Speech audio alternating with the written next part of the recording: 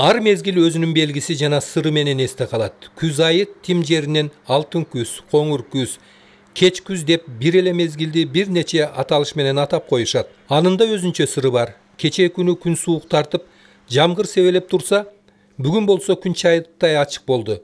Мындай аба ырайы жакынкы күндөрдө кандай болот? Бул сурообузга Жалал Абад областык гидрометеорология борборунун начальниги Урмат Мамытов жооп берет. Кыргыз гидромет синоптиктер 3 күнгө жана 5 күнгө чейин аба ырайын берилет.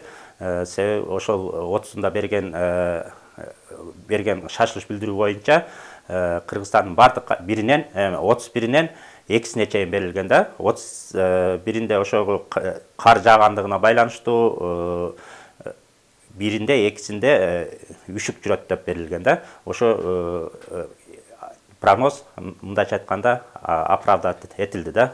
Ачыгын айтканда мындан бир канча жылдар мурда эле азыркыдай илимий технологиялар анчайын өнүгө электе, аба ырайынын алдын ала айтууда дал келбестиктер болуп турчу. Ошондуктан да эл ичинде бул тармакка ишенбөөчүлүк жаралып келгендиги да чындык. Азыр болсо метеорология кызматынын берген маалыматы дал келип, элдин ишеничи пайда болгондугун айта кетели. Эч кандай кооптондуруунун кереги жок. Ноябрь айы жылдакы ар кайра салыштырмалуу болуп атат. Температура да климаттык нормага жакын болуп атат. Жаан-чачындын көлөмү дагы климаттык нормага жакын болуп атат. Азыр сөзүн башында айтып кеттим. Бардыгы эле мындайча айтканда ноябрь айында эч кандай мындай катуу суук болуп же кар жаап андай болушу күтүлбөйт.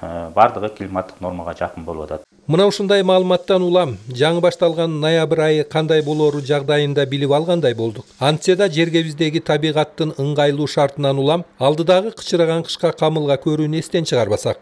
Маматкадыр Маматалиев, Тагайбек Акматов, Жалал Абад шаары.